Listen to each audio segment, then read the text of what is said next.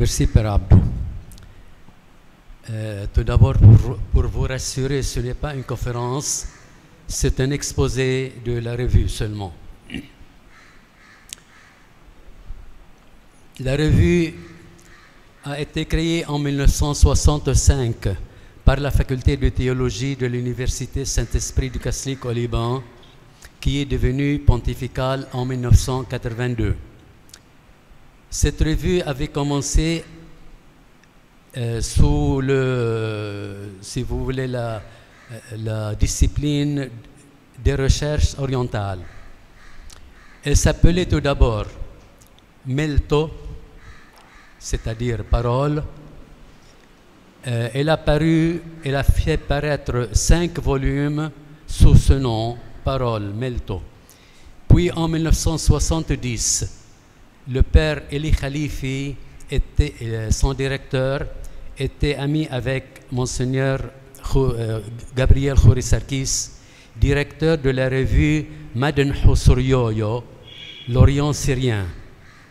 Ils se sont mis d'accord pour fusionner ces 2 revues en une seule revue qui a été nommée Melto de Madenho. Melto et Maden Hussuryoyo sont devenus Melto de Madenho, Parole de l'Orient. En 2014, la faculté des sciences religieuses et orientales, département des études syro-antiochiennes, dont le directeur est notre confrère Père Abdou Badoui, cette faculté a pris la relève de la direction de la revue. Elle se charge de la diriger et de la publier. Ainsi, elle fait paraître chaque année un volume de 400 pages environ. C'est un exemplaire, c'est le volume de 2018, le dernier volume qui vient de paraître.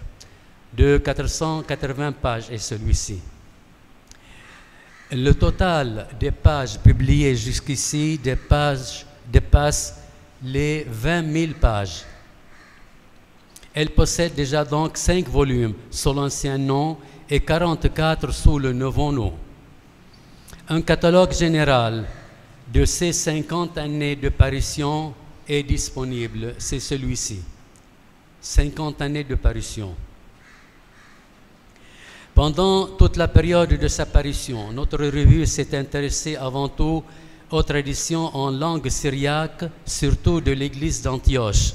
Théologie, exégèse, patristique, liturgie, histoire, droit, monachisme et ascétisme, archéologie, philologie, philosophie, relations avec les autres églises orientales et avec l'islam, etc.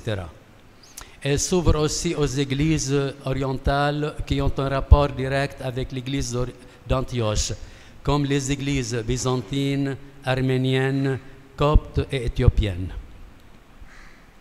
Depuis 1990, elle publie alternativement les actes des congrès des études syriaques dans un volume dont le directeur est le père Eli Khalifi Hachem, et des études arabes chrétiennes dans un autre volume dont le directeur est père Samir Khalil Samir.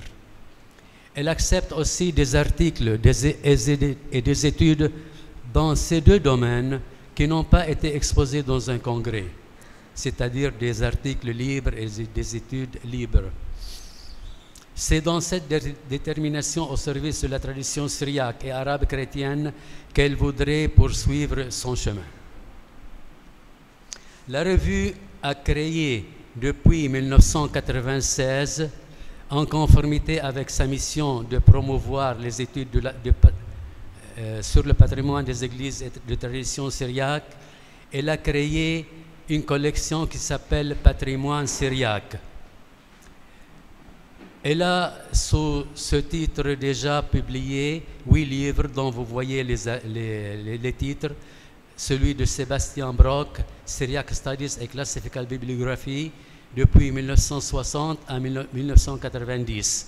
Deuxième volume, Emma Loosely, The Architecture and Liturgy of the Bema in 4th to 6th Century in Syria, in Syrian Churches. Micheline Albert, Les Lettres de Jacques de Sarouk, traduction française. Romualdo Fernández Ferreira, Símbolos Cristianos en la Antigua Siria. Iskandar Bshairi, Catalogue of Syriac Manuscripts in Trinity College, Dublin. Clémence Hello, Sainte Marina, moniale déguisée en habit de moine dans la tradition maronite.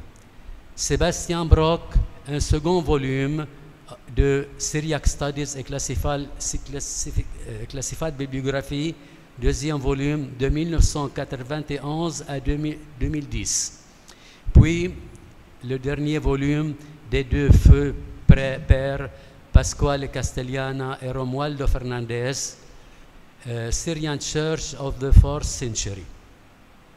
On a entre les mains maintenant 4 volumes à éditer, celui d'Iskandar Bshairi, Hagiography, History and Manuscript Culture, Studies in Syriac Christianity, et 3 volumes, le deuxième, le troisième, le quatrième, de Étienne Métainier, Veto Sira, les 4 évangiles syriaques anciens, traduction interlinéaire annotée.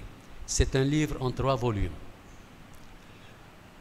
L'abonnement à cette revue peut démarrer à n'importe quel moment et avec n'importe quel volume.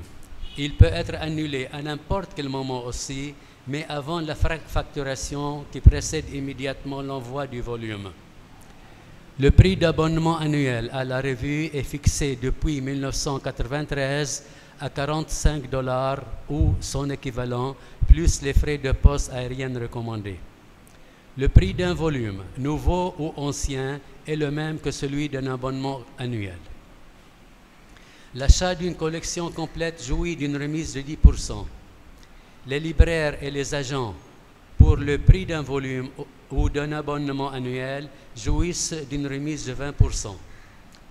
Tous les volumes, depuis 1965, sont toujours disponibles et peuvent être commandés à l'adresse suivante: melto@usec.edu.lb. Le paiement de nos factures peut être effectué de 3 manières: virement en dollars américains sur un compte courant, virement en euros sur un compte courant et paiement en ligne en dollars. Il est recommandé de mentionner sur chaque paiement le numéro de notre facture. La revue prépare pour l'avenir un site sur Internet pour la consultation et l'achat en ligne. Elle fait aussi des démarches actuellement pour être distribuée par une société internationale de diffusion. C'est tout ce que je peux vous raconter sur cette revue. C'est un peu minime, mais c'est un aperçu abrégé. Vous avez l'adresse pour les commandes et les correspondances: Père Joseph Abaid, Parole de l'Orient, Université Saint-Esprit de Kaslik, boîte postale 446 Jouni, Liban, et l'email est le même, melto@usec.edu.lb, ou bien mon adresse personnelle, josephobaid@usec.edu.lb.